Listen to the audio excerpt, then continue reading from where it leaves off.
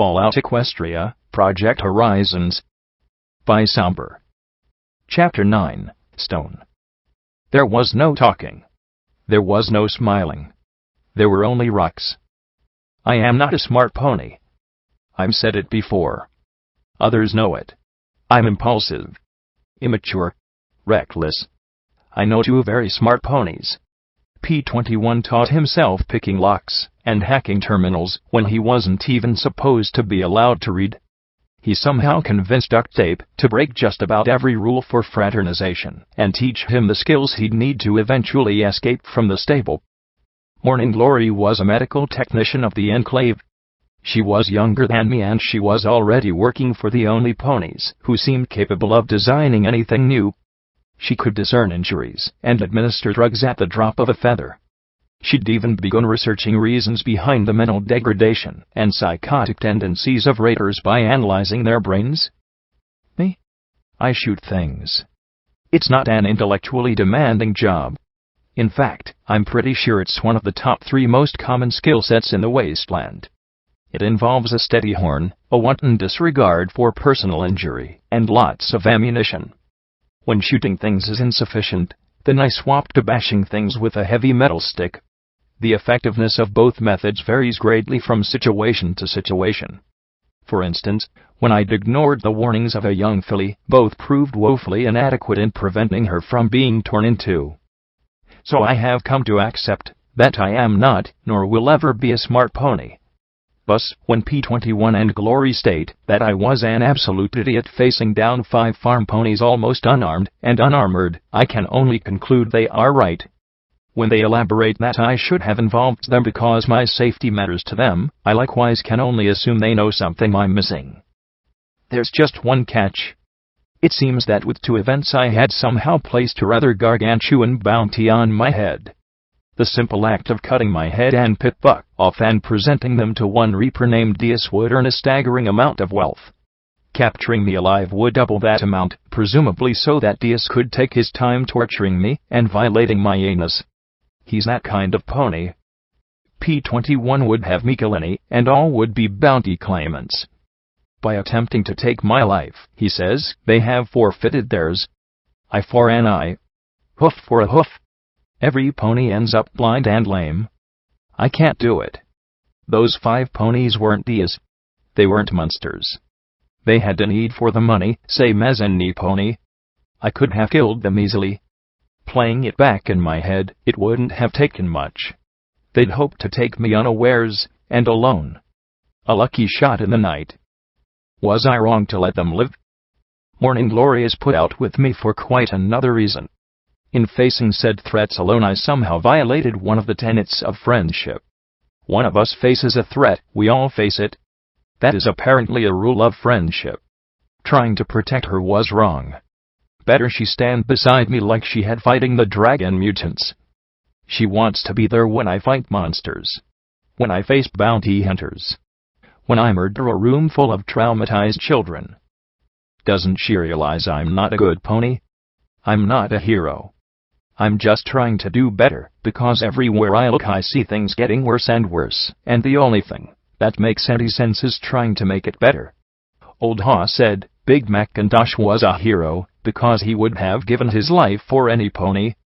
I sometimes wondered if I could turn in a bounty on myself, and split the proceeds among the Crusaders, P-21, and Glory. She's going to get hurt if she stays with me. Hurt very badly. To top it all off, I had a mystery inside my pit buck. A computer file that is apparently so valuable that my stable had been raided to retrieve it. It was encrypted. Finding out just what it was supposed to do was going to be likewise very expensive, yet it was the only reliable chance I had short of trusting the Enclave, which I wasn't ready to do. At the moment, though, none of that mattered a damn, as I sat in detention in a classroom on the 2nd floor of the Ruse Hoof Academy library building with P-21, Glory, and the Crusaders. We'd found the academy under lockdown.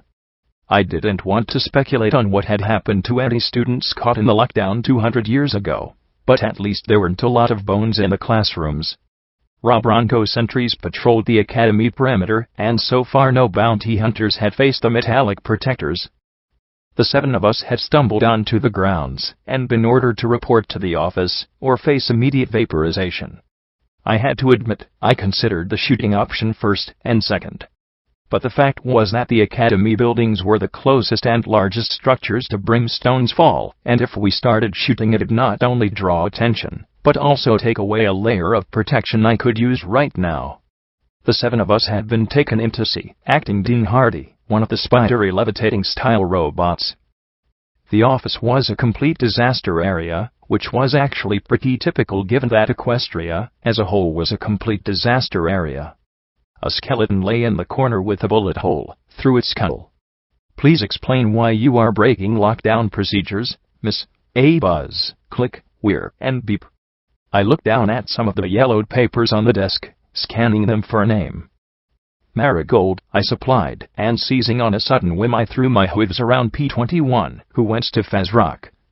I was just looking for some alone time with my buck friend. A glance at the page. Sure shot. Please don't call my mom. Because she was in a stable, and I was pretty sure she'd be miffed if she had to come pick me up from school. More clicks and beeps.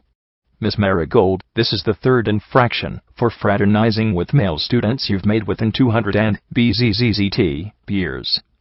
I'm afraid I have no choice but to contact your parents and have you all report for lunch detention in the library for the duration of the lockdown." "Yes, Dean Hardy," I said as adolescently as possible. "Can we at least go to our rooms and get our homework?" The dean beeped as his camera swung from one of us to the next. "Very well. Please carry your hall passes with you at all times or risk vaporization." He reached into the drawer of the dean's desk and withdrew a stack of faded flat paper cards covered in yellowing lamination. Each one hung from a lanyard and still had a faintly glowing glyph stamped on it. "Now please report to detention in room 203 of the library." Thus the 7 of us became the newest students of Ruse Hoof Academy. "That was brilliant," Glory gushed as we trotted by Rebroco sentries urging us to get to class. "How did you think of that? Do you have any idea how much time I spent in detention?" I asked her with a grin. "Oh." Suddenly she went red. I blinked at her and then grinned. "Let me guess, your first time." "Well, yes," she admitted. I put a hoof around her neck and pulled her close, grinning at her. "Well then, let me give you some advice. Always sit in the back row. Always pass on notes. If the teacher asks what you're doing, the answer is working, not studying. Oh, and remember, you have a bladder the size of a pea." "You really were in detention a lot," Glory muttered with some worry as I lowered my hoof. She looked over at P21. "You were probably a much more diligent student," she said to him. I winced. "Please don't bite her head off," I silently begged. Thankfully, he was in one of his more wistful moods as he looked at the decaying library. "No. But I would have been," he said, as he looked down at a textbook showing 2 red-striped zebras. "I thought they looked a bit like hoop candy canes myself." I looked at the caption beneath. "The proditor, or traitors in the zebra tongue, were those few zebras willing and allowed to fight for Equestria against their own kind. Using talismans to permanently alter their stripe color, they fought with distinction until being phased out due to security concerns after the Battle of Shattered Hoof Ridge." I noticed the Crusaders were looking a bit nervous. "What's up?" I asked them. "First day of school jitters?" "No," Allegro protested, trying to look tough. "It's just," Adagio muttered, "there's supposed to be ghosts here." I would have laughed, but then again I laughed when Scoodle had seemed afraid in the boneyard. Not again. Besides, with the wasteland, who knew what you might run into? Well, if there are, they'll have to get through me first. Sonata looked a little more at ease, at least. Using our hall passes, P21, Glory, and the Crusaders dispersed from the classroom and set about looting anything edible, drinkable, or medical they could get their hooves on. If they found an armory here, well, that'd just show how hardcore Cheery made education prior to the bombs going off. This left me alone in the 2nd floor of the library, and looking out at Brimstone's Fall. And we were doomed, because I was going to have to come up with a plan. Me. The not-too-smart pony. Brimstone's fall wasn't much to look at, really, just a round, jagged hole punched in the Badlands surface. It had been a gemstone mine.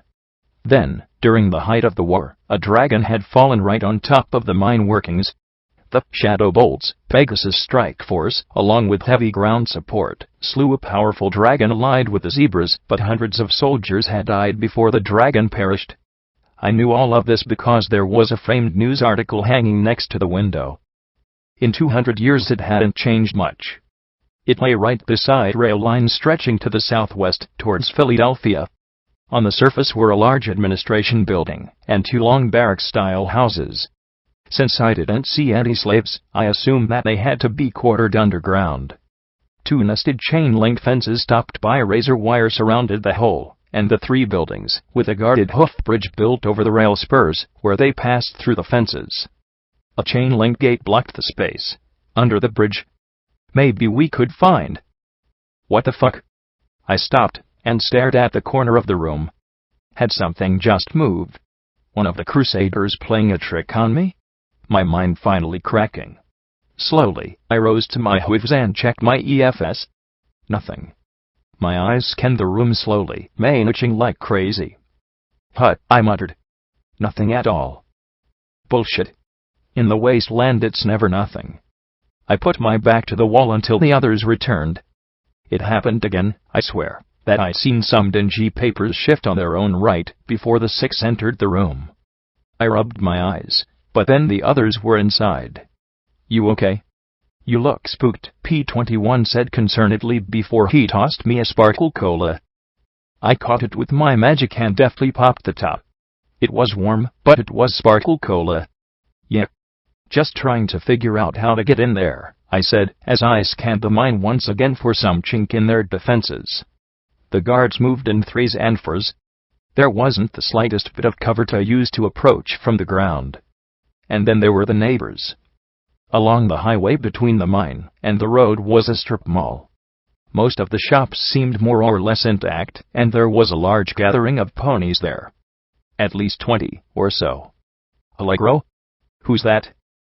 He trotted to the window and I held the binoculars for him. "Oh, them? Pecos. They're just a gang out to flank. Not as crazy as raiders. They usually work protection for the slavers." "Great. Between the Pecos and the slavers I was looking at 40 or 50 enemies. They're not slavers." Medley huffed. "I told you, but no one listens to me. Slavers got to have a license out of paradise to be slavers. Otherwise they'd just make slaves of each other. The licenses are, like, super expensive."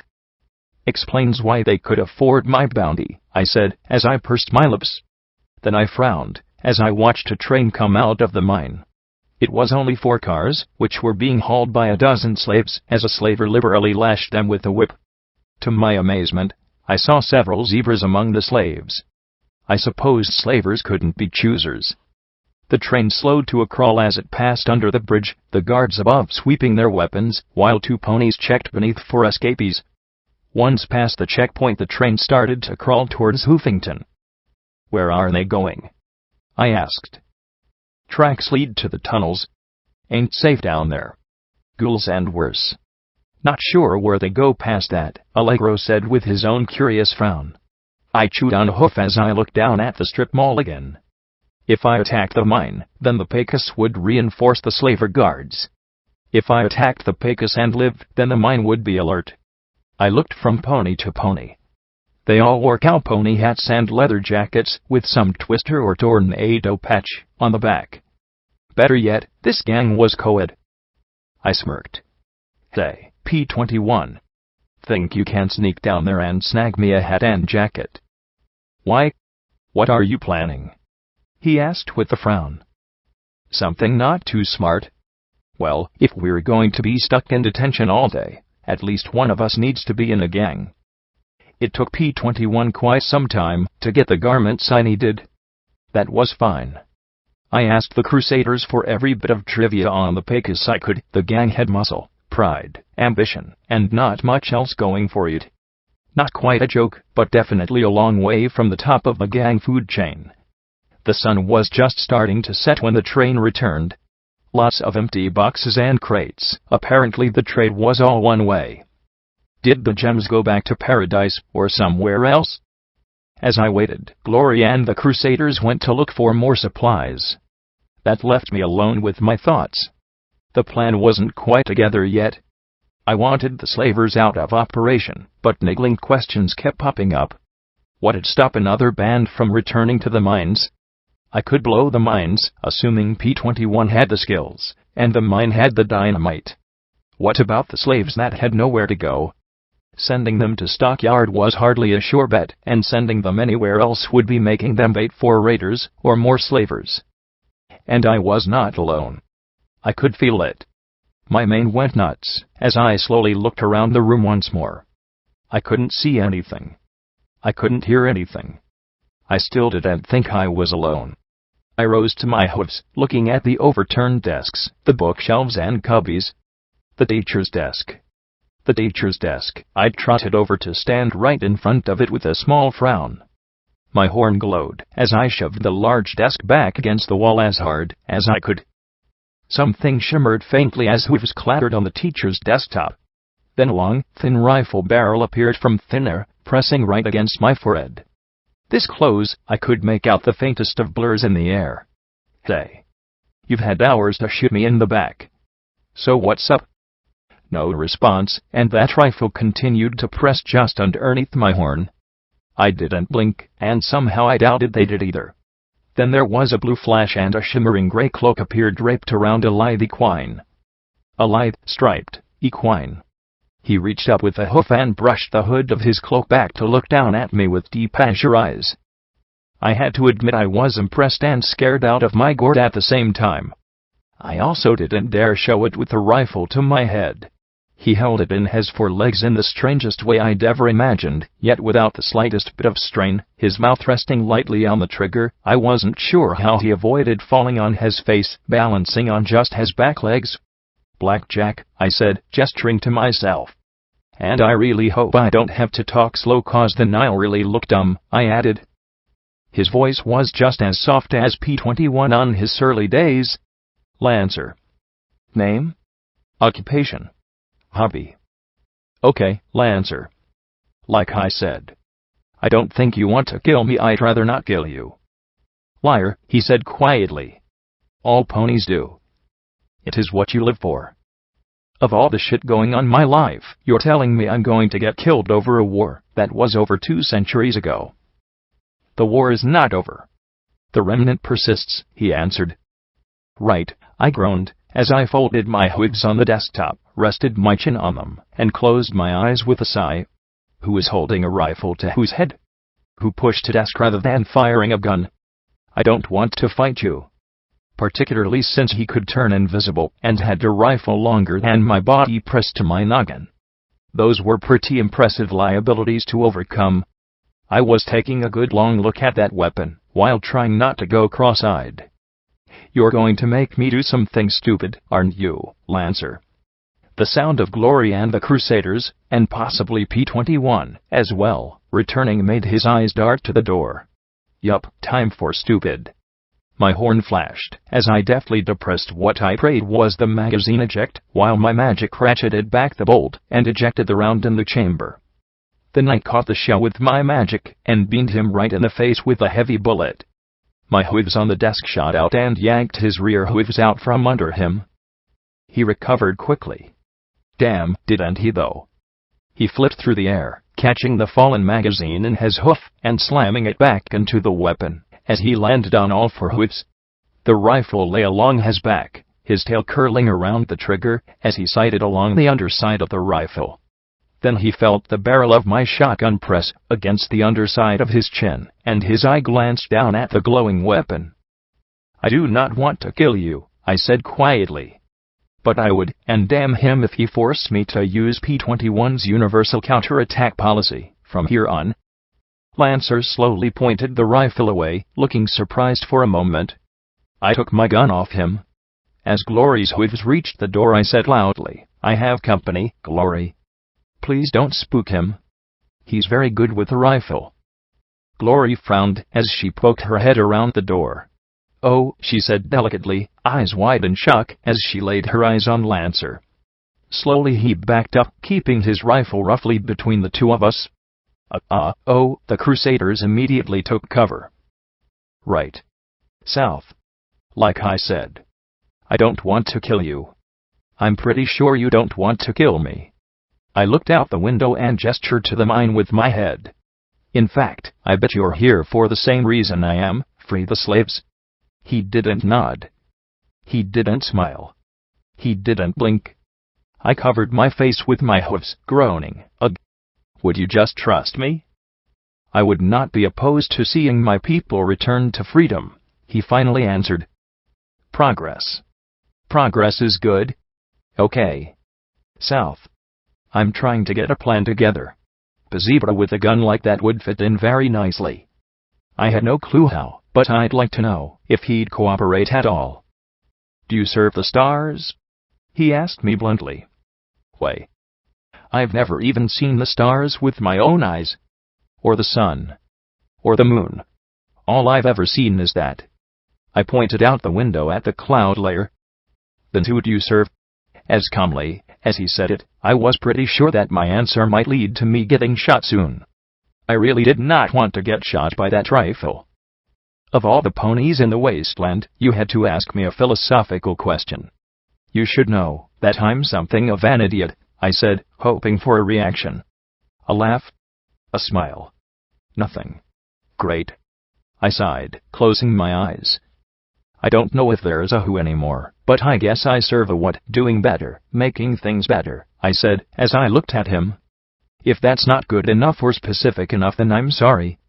I didn't know there was going to be an oral exam today. He straightened, and I relaxed, as he sat and directed his rifle at the ceiling. "It is sufficient," he said calmly. "How do you plan on freeing the slaves?" "Well, that depends on if P-21 had any luck shopping," I said, as I leaned over to look past Glory at the blue pony, who looked positively stunned at the sight of a zebra in our detention room. I hadn't seen his eyes so big since Prince Splendid. I smiled at him. "Hey, P-21. This is Lancer. He's been very nice to not shoot me. Please be nice back." He set down a jacket and a beaten cowpony hat, and some boots. "Oh. I'll try." And he did. He actually managed a smile. Hey?" Lancer did not respond. Apparently zebras had a stoicism thing. At least Lancer certainly did. The hat and jacket had clearly seen better days. I shucked my security barding and shrugged into the jacket. I really hope the material came from something other than a Brahmin, or worse. I looked at Glory. "So here's the plan. I'm going to go down there and find out just how keen these Pecas are on protecting the mine. If things go bad, I'd like you on the roof of that building at the end. If I have to bolt, some covering fire would be great.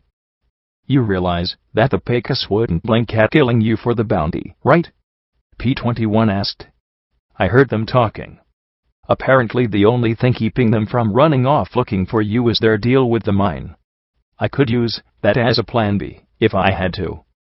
I figured as much, but if their leader's smart, I might be able to give them a better long-term arrangement. I had to saw the back of one of the boots apart to get it to fit over my pip-buck. Fortunately, Glory had some duct tape that closed it up. Hey, in the wasteland, beggars couldn't be choosers. I unzipped the duffel bag. Okay. Alcohol, booze, cigarettes, if you pick them up anywhere, put them in here. I'm going to need to make myself pretty popular on short notice. P-21 and Glory went through their saddlebags and produced a fair enough amount of the things I'd asked for. "Where did you find all that?" I asked, as I looked at the half-empty bottles of scotch and cartons of cigarettes. "Teacher's lounge," P-21 replied, not quite taking his eyes off Lancer in the corner. "Figures. Okay. It's getting dark. I'll start down now. If you see me running, do what you can to keep them off me," I said to Glory. The gray Pegasus beamed brightly and nodded once. P-21 nodded as well. Lancer just stared. I set my bag across my shoulders and floated up my shotgun as I headed for the stairs down. Blackjack, hissed Sonata from the filly's bathroom, her eyes wide as she glanced through the door at Lancer. You shouldn't trust him, she warned. Why? Because he's a zebra. I asked with a little half-smile. He's a bad zebra. The remnants, they do terrible things, Blackjack, the filly said, as she shivered. We can't stay here. Soon as we can, we're gonna run. Robots won't chase us far if they catch us at all. But where will you go? We got a place over near Chapel. We'll head there. She pointed with a hoof along the railroad tracks. I glanced back at Lancer again, as he looked coolly down at the textbook I glanced at earlier before kicking it aside. Maybe she was right, but I needed all the help I could get. Okay, Sonata. I'll remember what you said. I stepped back and let her run down the hall towards the stairs. The other three peeled out of their hiding places to follow her. Great. And now my mane was itching again. I am not a smart pony. For example, none of my plans are completely pulled together. There are little gaps here and there that I have to fill in on the fly. Actually, if you look at all my plans, that's how they generally run. Nice strings of improvisation piecing together a tiny bit of solid reasoning. This plan was simple: send the Pegasus off on a wild parasprite hunt to the north. It's not always just because my brain is being lazy, though. Sometimes it's because that no matter how well you plan, you'll always hit that point where everything falls apart. For instance, I wasn't even halfway to the strip mall before some pony started shooting.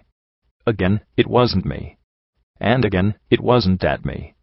The fact that some pony was shooting this close to me, though, certainly put the nice and simple plan behind determining just what was going on. My EFS gave me one clue: a big red bar and 2 amber non-hostiles. I put my rump in gear as I raced across the scrubland towards the shooting. Escaped slaves? The Crusaders in trouble? Nope. Rad Scorpion, one every bit as large as the monster that had nearly eaten Glory and me in the gravel pit. 2 ponies tried to return fire with a lever-action rifle and a revolver, but in the twilight their accuracy was at a huge disadvantage. Me? I had enough radiation in me that I knew exactly what I was aiming at. Yep, I shouted as I raced towards the scene. Just in time, too. As I got close, the monster knocked one of the ponies down with a swipe of a huge claw. Here. Here. Come here. I didn't even bother with buckshot, loading slugs on the fly. The heavy shot battered and splattered its many eyes as I fired into its front as fast as I could. Its heavy pincers snapped at me as I moved, but in the minimal armor of the Pegasus outfit I was able to leap aside while blasting it again with the shotgun. I laughed like a maniac, anything to keep its attention on me and off the fallen pony. The other, a unicorn with the lever action, wasted no time picking her shots. The magnum rounds fired by her rifle were almost as effective as my own slugs. With 2 targets so close, the rat scorpion stung at one of us and pinched at the other. Finally, my luck worked out and a slug obliterated its skull. It collapsed into a twitching heap. Tumbleweed. You stung? The unicorn asked as she rushed to her fallen friend. The earth pony curled up in a ball, shaking. Shit. Damn it. I knew exactly how that felt. I got something for that, I said, as I opened the duffel bag and pulled out some of Glory's anti-venom. I jammed it into the poison pony's flank and pushed the plunger. She shook a little bit longer, then relaxed a touch. Anti-venom. Never leave home without it. Thanks. How you managed to dance around that critter I'll never know. Can't see my hoof in front of my face, she complained as she searched around. I pushed the mirror glasses a little further up my muzzle as I checked the earth pony's breathing. She seemed like she was doing better. What are you two doing out here? I asked. Before they could answer, a spotlight from one of the towers on the fence lit up and washed us in its harsh yellow glare. A voice over a loudspeaker said, in mock sympathy, "Oh, I shouldn't have bet on the score." There was laughter, and then the voice warned, "Get back to your hole, Pegasus." A bullet smacked into the dirt at our hooves. They were in range. I marveled, and then said, "Assholes. You must be new. Fresh out of flank?" She asked, as we helped her friend get to her hoofs and walked her away from the tower. "Yeah. Name's Marigold," I replied. "Dusty trails. This is Tumbleweed," she snorted as we picked our way towards the distant lights. I had little trouble, but the pair stumbled over the uneven ground. "Well, you want my advice? Keep walking. Being a Pecos is hell out here. It's fun enough when you can strut around and flank, but we're getting screwed in the worst ways here." "Oh yeah." My mane prickled like crazy. "How so?" "You just saw it. Sidewinder's got his protection racket, but he gets the caps, and we get left out here for weeks. We're supposed to deal with the trouble, but all we really get is bashed around by those bastards at the mine, the critters in the waste, and any slaver looking to up their quota." The strip mall had to be getting its power from somewhere, as neon light poured into the cracked parking lot. It wasn't a town, per se. I couldn't see ponies raising families here. It seemed more like a glorified hangout for the Pecos. One large shop bore flickering red neon letters, "Pecos Bill's Western Wear." The other was a bar named Twisters. In the middle was a liquor store looted long ago, a gun store, and a barber shop. "Seriously?" I asked, as we made our way towards the bar. "You're supposed to be protecting them, but they'll snatch you if you're alone."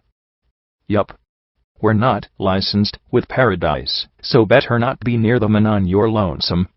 They'll invite you in, and then never let you leave." She sighed. "But being a Pecos is better than being solo, or so I keep telling myself every damn day." I gave a grin and prayed to Celestia she didn't ask me why I happened to be on my lonesome. "I'm gonna go lay down, Dusty," Tumbleweed said, the brown mare giving me a grateful smile. "Thanks for the medicine, ma'am." There was something in her vacuous eyes that bothered me. She kept twitching and swallowing. "You sure she's okay?" I asked worriedly, watching her twitch as she made her way towards the apparel store. "Yeah. Probably just the poison, or something she ate," Dusty Trails said, the sandy-hided pony leading me towards the bar. Suddenly 3 bucks rolled out the door, kicking and biting each other. Dusty just stepped around them. Inside were ponies drinking, talking, hoof wrestling, or reading very ragged magazines. It was the cards being dealt, though, that drew my eye. "You play?" Dusty asked with a nod of her head. "A bit," I said with a grin. A few minutes later I settled in at the table, passing around a bottle of whiskey, and swapping cigarettes for poker chips. It wouldn't do for me to seem too ready to play. But once I settled in I felt more relaxed than I had in days. Sure, any of these ponies would kill me for a huge bounty if they had a clue that I was security, but why worry about that now? 5 hands in I wasn't winning, but I wasn't losing either. "So what's your story, Dusty?" "My story? What am I, a 2-bit novel?" she asked with a chuckle. "Not 5 bits at least," I said with a laugh. She joined my laugh as we drew new cards. "Well, the name says it all. I was born to a caravan family. Soon as I could walk we were roaming. Here to Friendship City. Even Philadelphia, but that was years ago." She took 2, shuffling her hand back and forth before raising. Then she continued, "He liked to say he specialized in ammunition, and he was happy to give out free samples to raiders. Then one day we did some business, and he found an armed grenade in his saddlebags. They came back and finished off the rest of us. I was only a year past my cutie mark, so they sold me in Paradise." "You were a slave?" The thought of a pony who had been a slave protecting other slavers was beyond comprehension. "Something like that. Got picked up by a society pony. They like to call their slaves servants, but you're wearing an explosive collar all the same. Mostly was used for sex and housekeeping for an old mare in the Applet family. Could have been a lot worse. I wasn't paying attention. My little pair was a joke to her 3 of a kind. When she died, her granddaughter didn't really know what to do with me. Didn't want me for sex. Didn't need me for cleaning. So she just let me go. Sweet girl. Course, unarmed and broke, I wasn't in a real good position to survive long. Got into debt to one of Usury's little pet ponies. Joined with the Pecos to pay it off. I didn't really know what to say. I thought I'd gone through a lot in my week in the wasteland, but the reality was that I hadn't really experienced anything. She was so matter-of-fact about the circumstances that lead her to this point that I felt more confused than ever. Worse, it seemed I'd opened a door, and, one after another, the Pecos were stepping through. A buck named Big Red, who was the smallest pony at the table, had been a horse in flank. He'd nearly been sold for chems by his mother before running away. He'd bounced from gang to gang between Stockyard and Paradise before landing with the Pecos. Polax had been a bandit, a slaver, and had even ran with a Reaper gang, drifting from place to place for as long as he'd lived. He also freely shared his sugar apple bombs with me. Yeah, he killed ponies, but it wasn't personal. It was work, that was how he saw it. If he didn't work, then he was gonna die. And apparently banditry and slaving was hard work. One mistake, or misjudged target, and you were dead. He didn't target foals though, and preferred not to force mares. After all, one good kick and they could take his bits clean off. His last band had gone raider. When they'd tried to get him to turn cannibal, he'd refused, and that'd put him on the menu instead. Now he was with the Pecos. 'Cause it was work. Harbinger claimed she had been an acolyte for the Steel Rangers, but that Reaper attack gutted their bunker. She'd gotten lost, ended up on the west side of the river, and signed up with the Finders for a spell in Megamart. Eventually, she got bored and hooked up with the Pecos for some excitement. She'd been able to get the building's power from a still active subterranean power line. You mean there's still power in the city? That shocked me, given the devastation I saw all around us. How? No pony's gone to the core to figure it out. Any pony who doesn't come back. The Collegiate thinks the spark turbines in the Hoofington dams are providing power, but the controls are all wonked. Or maybe there's some power plant in the Badlands sending juice to the core, Harbinger said as she checked her cards. But yeah, they buried all kinds of stuff underground. Folks might not realize it, but Hoofington's a fucking fortress. The whole city was designed by the best minds at the MWT and Stable Tech. The Zebras seemed so dead set on destroying the city that they had to. At the end of the war, Hoofington was getting attacked by the hour. Zebras wanted it bad, but they never took it, she explained, as she drew 4 cards, with a soft hiss of disappointment. Now the underground is ghoul territory, and worse. Drives the Steel Rangers crazy, not being able to get at all the tech buried down there. So, which stable did you grow up in, Marigold? Dusty asked me with a grin, just as I took a pull off the whiskey bottle. I choked, stinging alcohol burning in my sinuses. I didn't even have a chance to knew it. For a moment I was sure I was in trouble, but then realized Napani was screaming for my head. That obvious, hut. Stable ponies are always asking questions. So what's your story? Not much. I was in my stable. Honestly, I have no idea where it is, which was truth enough. It was somewhere north, but I'd be hard-pressed to find it, even with my Pip-Bucks navigation software. Our overmare went nuts, and tried to kill every pony in the stable. Also kinda true given that she'd led Indias and some raiders for her own aggrandizement and survival. I managed to get out before every pony died. Been wandering around since. Something was wrong. My head felt off. Like my thinking was slowed down a little. Then I caught the slight glow of magic around Harbinger's horn. What were the odds that Steel Ranger acolytes were taught interrogation spells? Was she reading my mind? If so, she had the poker face to die for. A truth spell? No, or I'd be a lot more accurate. A lie detection spell? Easiest to learn, even if I couldn't. And what did you do in your stable? Harbinger asked sweetly.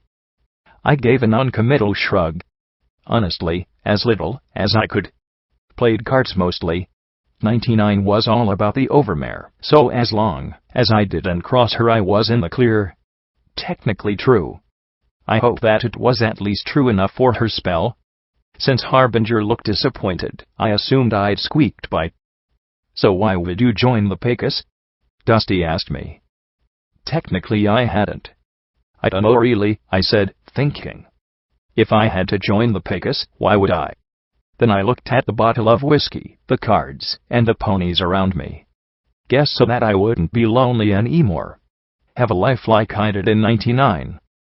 Harbinger's horn finally stopped glowing, and I took a breath. Well, here's to your life. Hope it's worth it. A bit later the game broke up as Big Red and Harbinger left.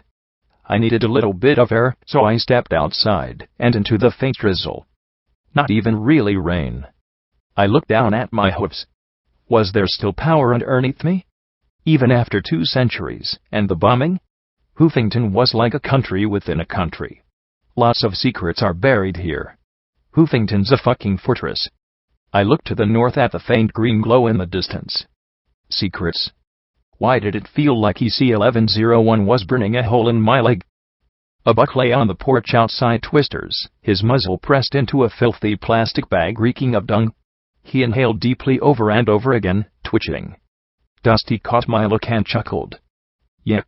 Believe it or not, he's supposed to be in charge here.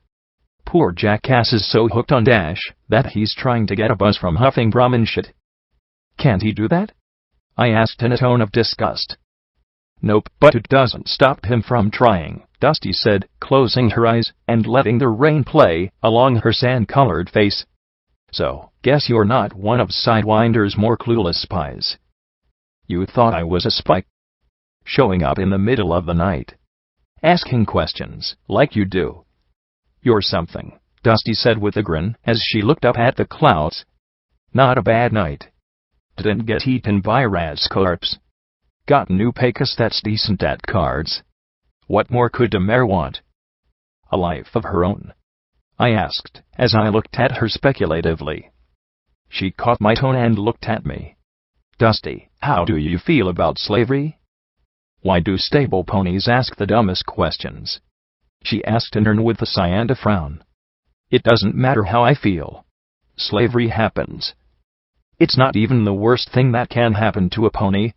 Ghouls losing their minds, going crazy, and turning into cannibals, mutating into some creature, being torn in half by waste critters. There's 1,001 ways to die. Wearing a slave collar is somewhere in the middle of that list. But is it okay? I pressed.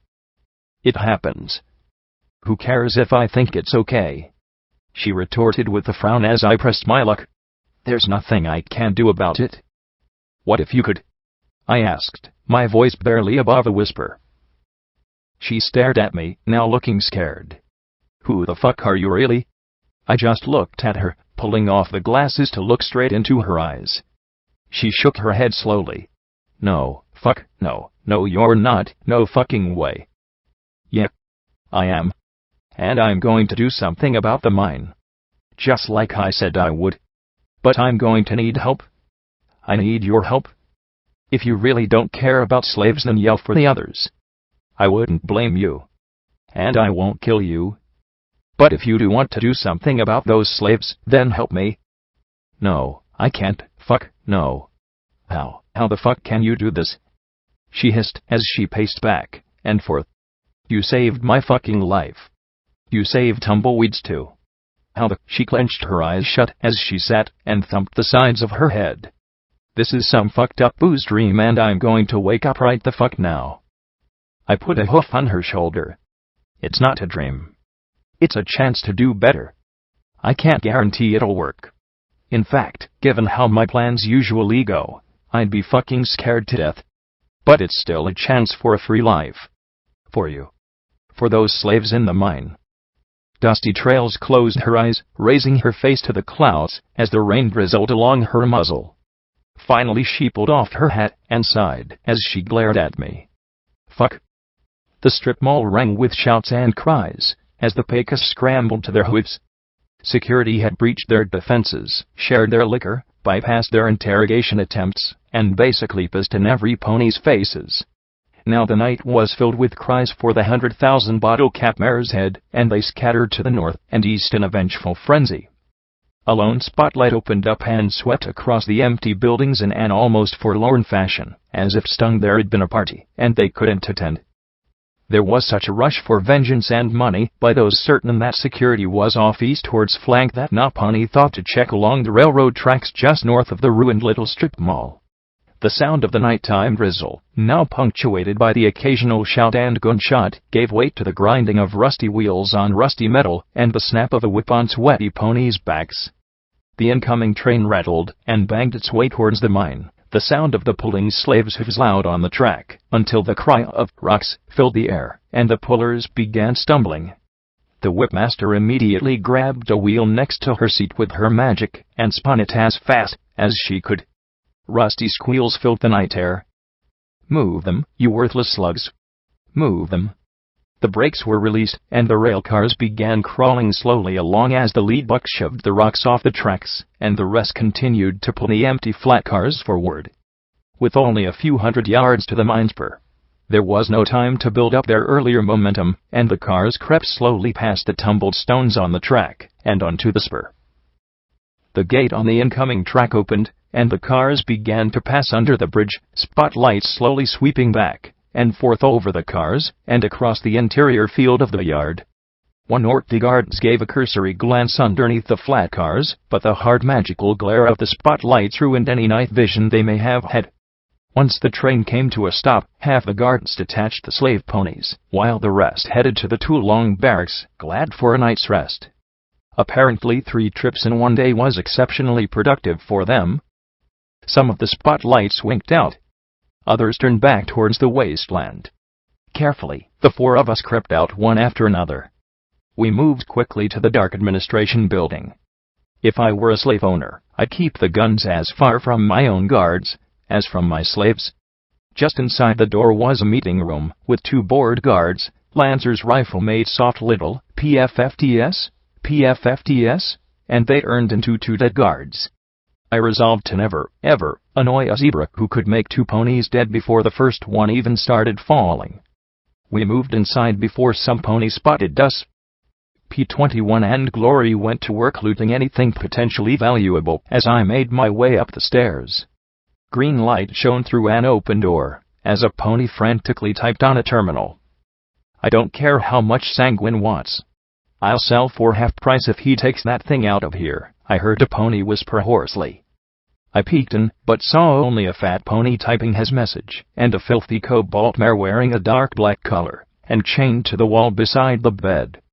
I carefully opened the door, the mare looking at me as I held my baton to my lips. She looked at me, looked at him, and then made a quiet motion of her hooves slamming together. Was she telling me to beat him up? Gladly. Wait. He wore something on his hoof. Too small to be a pit buck. What if it was some kind of alarm? He'd earned to spot me in my security barding, and his hoof reached for the band. SATS popped up immediately and I targeted 4 strikes, praying I didn't kill him. Not that in this case I'd be that fussed if he expired, but I had questions.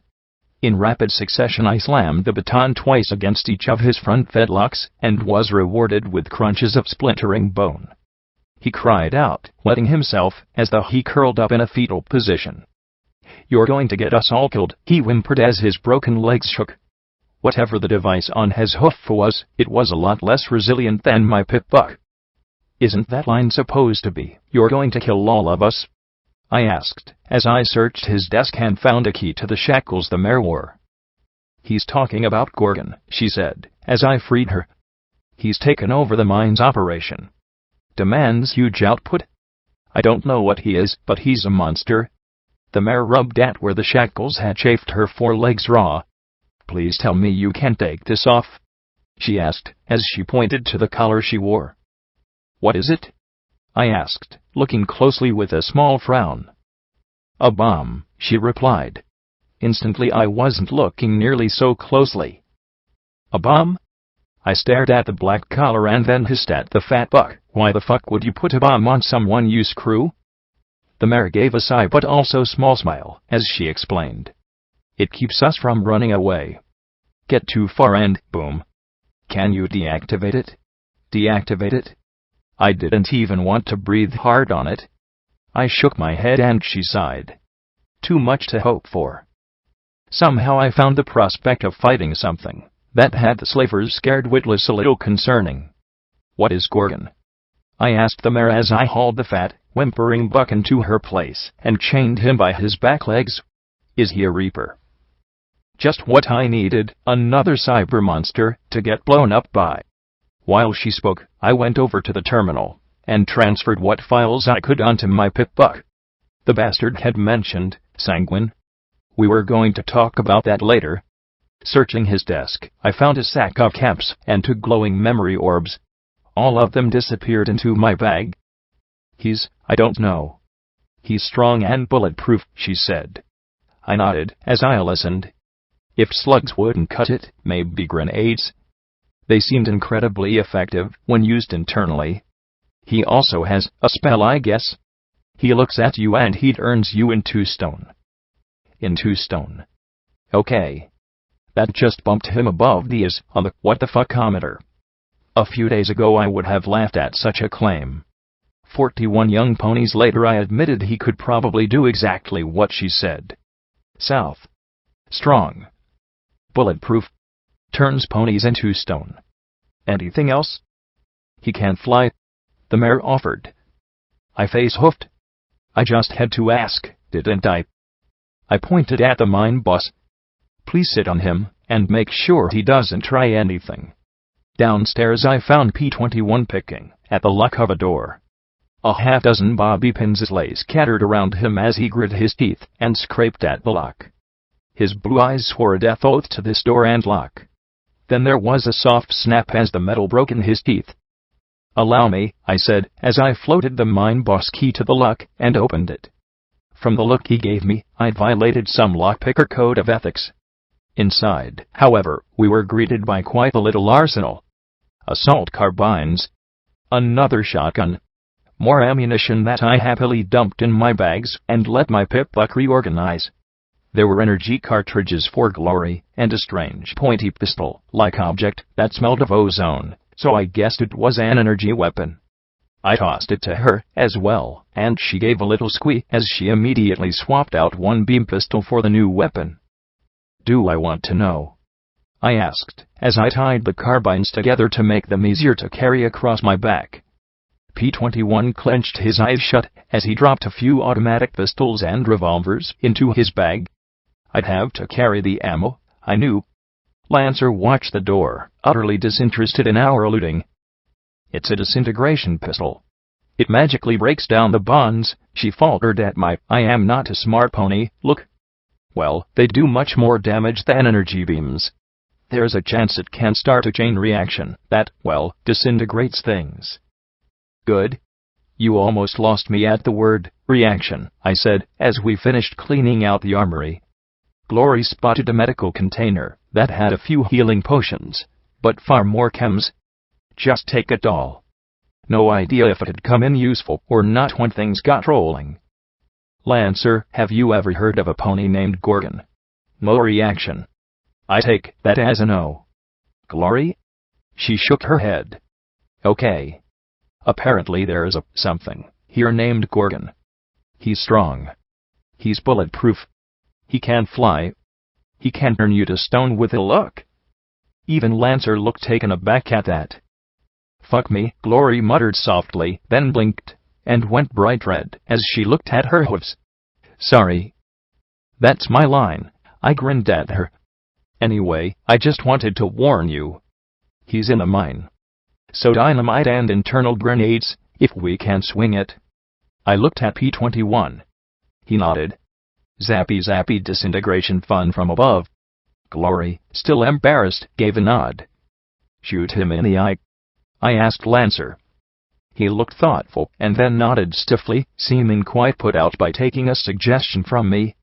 "If all that doesn't work, I'll try something stupid." Both Glory and P-21 winced. "That's your plan?" Lancer asked skeptically. "Good one, ain't it? Lots of flexibility." Now he had a definite expression. Worry. It looked good on him. The stoic mask was getting old. We dragged the bodies into the arsenal and locked them inside, wiped up the blood as well as we could, and then made our way quietly to the mouth of the mine. A barricade had been built across the entrance to the sloping tunnel that led underground. Once again, the mine boskies expedited our entrance, much to P-21's chagrin. I passed him the keys once we were inside. Just think of them as really accurate lockpicks. Or I could think of them as keys, he replied sourly, as we slipped inside the mine. Cheer up. We're facing a monster. No more longsting here. He gave me a little smirk. Oh yeah. What if it turns out he was tragically transformed into a monster, and wants only to be normal and loved? Oh. I hadn't thought of that. And suddenly the niggling thoughts began to rise up in the back of my mind. Maybe we should talk first but P-21 suddenly stopped smiling, as he reached up and turned my head to look at the side of the tunnel. Broken statues was my first impression. The most horribly accurate pony statues ever carved. Their faces were frozen in expressions of absolute horror and pain. Right. I grabbed those niggling little thoughts, wrapped them in duct tape, and tossed them into the closet. We found a guard station and for guards, behind a second barricade. The sounds of machinery and grinding rock reverberated in the air, making sneaking almost unnecessary. The lighting must have been abysmal to a pony without mutated eyes. Really, it was more an execution than an attack, with the exception that there was a large red button next to them. I didn't know what that button was connected to. An alarm? A lockdown? Detonate slave collars? I just knew I didn't want to find out just now. Lancer's silenced rifle took down the one closest to the button. Glory strafed with red beams from one pistol, and slower-moving pink bolts from the other. The remaining guards scrambled for weapons and to hit the alarm, but my buckshot tore into them equally. No pony reached that button, and thanks to our barrage, no pony would. P-21 searched through the remains as I stared at the red button on the wall, chewing my hoof. What did it do? Stop staring at the button, Blackjack, P-21 said without looking up. What? I wasn't, I huffed, and made a big show of checking my shotgun. When we were ready to move on, I glanced at the button again. Someday. Alarm. Self-destruct device. Buzzer. Decoration. Arg. My mood now thoroughly ruined by the thought of being transformed into a horrified statue, and thus being prevented from ever discovering the function of the mysterious button, I slogged ahead in the lead, keeping an eye out for, oh, hello. The chamber was a massive dome pierced by a round hole at its apex. On the ground, white bones lay amid gem-encrusted stones. Strange pink and green energy seemed to bleed slowly into the rock. Crawling amid the immense slabs of stone were dozens and dozens of ponies and zebras. A squad of guards bored down into the blocks using some kind of drill, set some explosive, and blasted them chunk by chunk into smaller pieces. These were loaded onto smaller flatbed minecarts that were then pushed up stone ramps by mares to a stone platform ringing the chamber, and dumped onto a shaking metal ramp that fed into a rock crusher. The crusher fed a conveyor belt that ran up to the hole in the roof. Young ponies, many of whom didn't even have their cutie marks, were running up and down the belt, pulling the brightly colored gemstones from the gravel. Some pony had thought of a mining system that effectively used foals in the production process. Some pony needed to meet Mr. Batten. Everywhere we looked were statues of ponies frozen in positions of agony. A few appeared to have been guards rather than slaves. The guards weren't guarding. They were working. Some looked as ragged as the slaves they were supposed to be watching. I felt a small sense of justice at work, but no pony or zebra deserved this. And there, lying atop the softly glowing bones overlooking the whole mining pit, was Gorgon. At first, very first, I might have mistaken him for a white Pegasus. Then you realize that whatever he was, it wasn't a pony. His wings weren't softly feathered like Glory's, but instead were leathery. He had scales along his spine and flank. A long serpentine tail swayed back and forth behind him. For the first time ever, I saw a pony with eyes that glowed exactly like mine. I knew they did because they were looking right at me. Gorgon rose to his hooves, stretching languidly, first his bleached white wings, and then his powerful legs. Scatter! I yelled, barely audible over the din of the machinery in the booming cavity. He launched himself into the air as we separated, landing with a thunderous crash where we'd stood moments before. I didn't target him. I simply fired wherever I thought he was, and prayed to Celestia I didn't hit some pony else. I stole little glances as I could, dancing around on the broad stone ledge. The ponies up here ran for cover, but the ones below continued working. Glory fired a stream of energy bolts from above that seemed moderately more effective than my shotgun shells. I tossed the carbines on my back at the feet of 2 mares. "Take them," I yelled. The dust-coated ponies simply looked at me in horror and shook their heads. They actually grabbed pickaxes and resumed trying to gouge gems from the walls around the ledge. They were so scared they didn't dare stop working. Even working to death was better than being turned to stone. My shotgun was useless at this range, so I flipped it behind my back and drew one of the automatic assault carbines. I marveled as my pip-buck provided a clip of interesting, armor-piercing rounds. My curiosity was piqued as I looked at the solid-jacketed bullets. I didn't have many from the armory, but maybe I wouldn't need that many. I flicked the fire select switch to burst mode, my eyes picking out Gorgon and Glory's shapes as they flew around and through the jagged dragon bones heaped in the center. When Gorgon came into view, I gave a SATS-guided set of bursts right into his head. They didn't even seem to penetrate. "What the fuck is he made of?" I shouted, ejecting the clip and moving to green rounds. I bit my lip as he came around again. I had enough SATS charge for 1 burst. The toxic rifle rounds just dripped off his hide. Glory clipped the tip of a spur of bone, jerking in mid-air. Gorgon caught her in his hooves as they landed on the far side of the pit. His glowing eyes stared into hers, and I watched as I saw her writhe. I'd never imagined turning to stone would be slow. Her equipment and violet mane turned white first. Then her limbs froze in their twisted state, and finally her head finished in still alabaster. "Lancer, please tell me you can shoot him in the eye," I thought, as he took to the air once again. I raced past still laboring ponies as I made my way to her. Not one looked at me.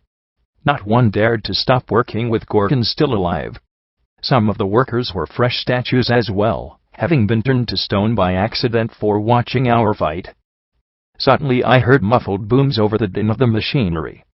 P-21 demonstrated his affinity for explosives, with tossing dynamite as quickly as he could pop the brass tops.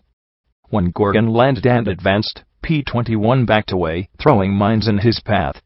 The monster didn't even try and step around them. The explosion scuffed his scaly hide, and not much more. I raced as quickly as I could to help. Maybe I could ram a stick of dynamite up his scaly ass. Where was I ran into a stone wall. No. Make that an invisible stone wall. My head spun for a moment before I looked up. I reached out with a hoof and saw the faint shimmer. Apparently being turned to stone hadn't disrupted the enchantment in his cloak. I looked through the petrified zebra, watching as P-21 was transformed into a statue as well. Monsters. Diaz was a monster. Gorgon was one too. My weapons were useless against monsters like them. How was I supposed to fight something like this? The only thing I could do was see, which would apparently kill me. Then I looked at the magical lights illuminating the space. My mane began to itch. Fuck. Something stupid, then. I immediately began to take out every light I could.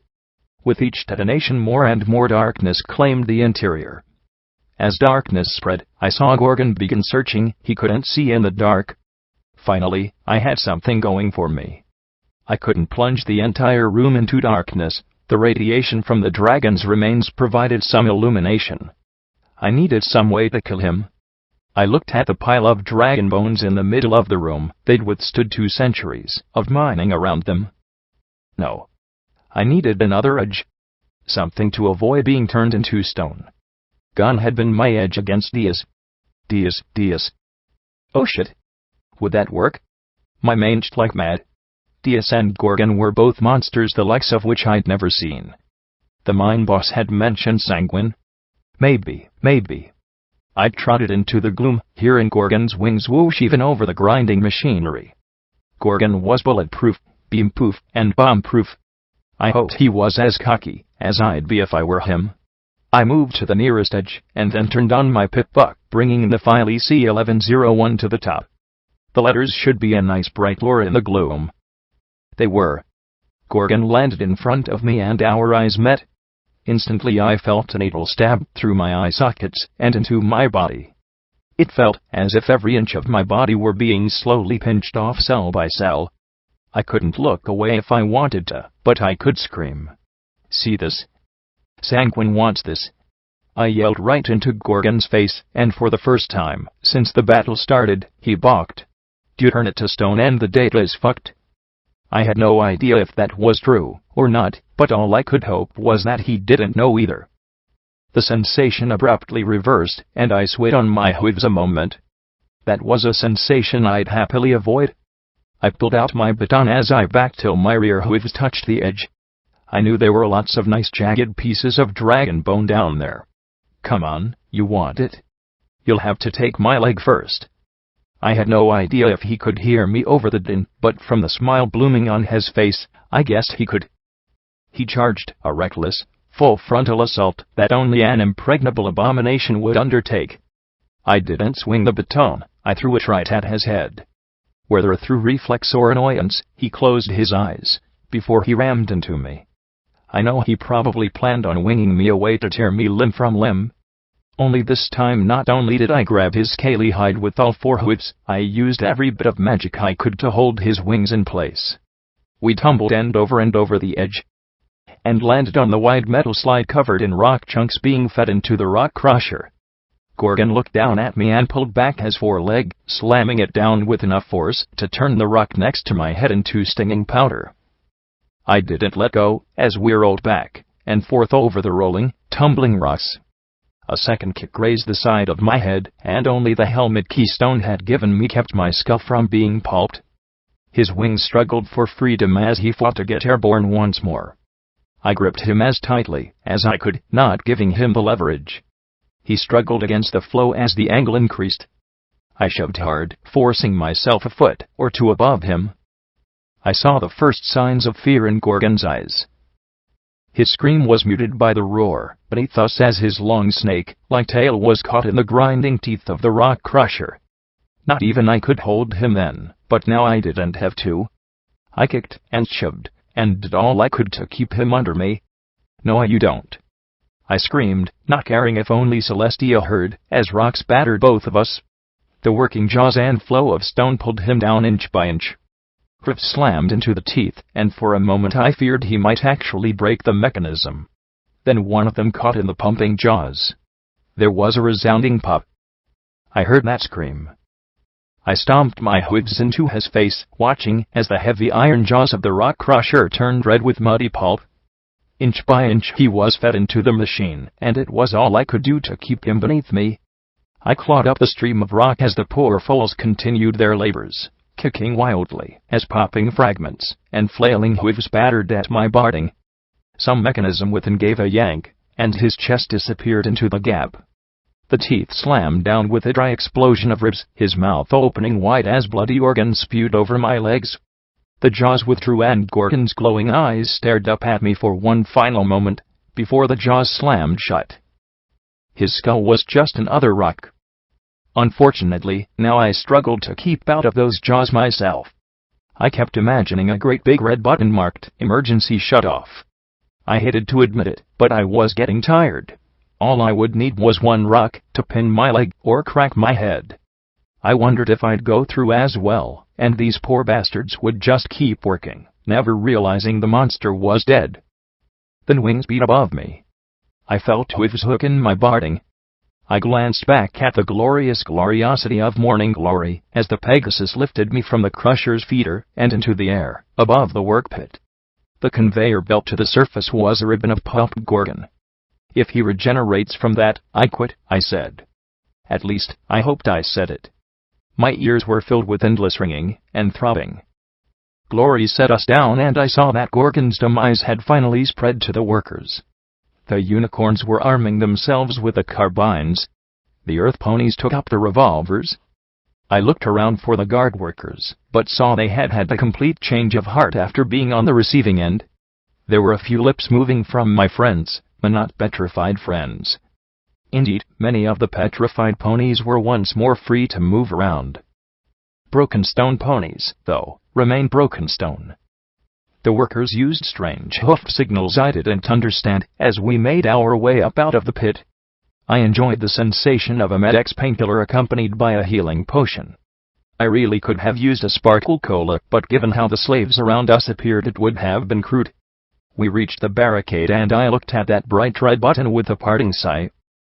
We stepped out into the drizzling night. The guards had gathered, looking unsure of what to do when we emerged. Most of the slaves were exhausted. Many had multiple injuries. All of them were hungry. Few were trained in firearms. Some ponies, the guards apparently included, based on how they began rallying, might think that would put the slaves at a disadvantage against the 20 or so armed, healthy, rested guards that remained. They would be right, except that such a pony had likely never imagined the absolute rage a pony could feel when armed and facing their tormentors. Even then, with the guards outnumbered 3-1, the fight that ensued was vicious. Glory strafed the few snipers that tried to pick off the freed slaves from the towers along the wall. P-21 restrained himself from using explosives. Instead, he raced around the side of the battle, shouting directions and gestures to the slaves to return fire. When bullets ran out, the guns became clubs. Then the Pecos arrived. The 30 or so gang members surged in down the rail line, and under the bridge, the gate having been quickly smashed open. The slavers bolstered and readied themselves to put down the uprising once and for all. Across the fighting, my eyes met Dusty Trails's. I couldn't say anything. I couldn't hear anything. I could only hope. The Pecos crashed into the backs of the slavers and took them out in one charging wave. The nasty final moments involved a few desperate hoof-to-hoof fights. Then it was over. Dusty Trails and the other Pecos helped deal with the wounded slaves. Whatever guards had been in the mine, they'd shed their uniforms by now. Any allegiance to the old mine was forsaken. When it was over, I yelled for P-21 to find the pantry to get them fed and Glory to do what she could to help the injured. Dusty Trails directed the Pecos to take positions in the guard towers. There were other things in the wastes to be wary of. I had no idea where Lancer had gone, nor did I know what I would have had him do.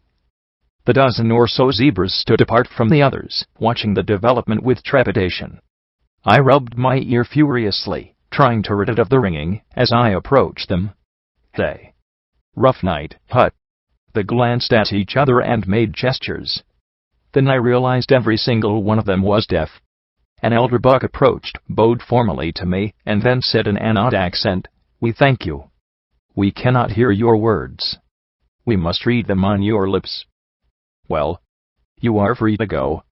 Or stay, if you want," I said, my mouth exaggerating a bit. I wasn't used to talking to deaf folk. "That is not necessary," Lancer said behind me as his cloak deactivated. His shot between my shoulder blades slammed me into the ground, knocking the wind from my lungs and numbing my entire lower body. For a horrible moment, I wondered if I was paralyzed. Then I realized that wasn't even the beginning, as he pointed his rifle at the clump of zebras. "For your treason against the fallen Caesar," the stream of PFFFTS filled my ears as I watched him butcher every buck, mare, and foal with stripes. When the shots ended, not a pony raised a rifle to stop him. Every pony seemed paralyzed, even me. "The war is never over, security," Lancer said softly before the zebra's stealth cloak shimmered, and he disappeared once more. Footnote: Level Up New Perk added, Tough Hide, Level 1. The brutal experiences of the equestrian wasteland have toughened you.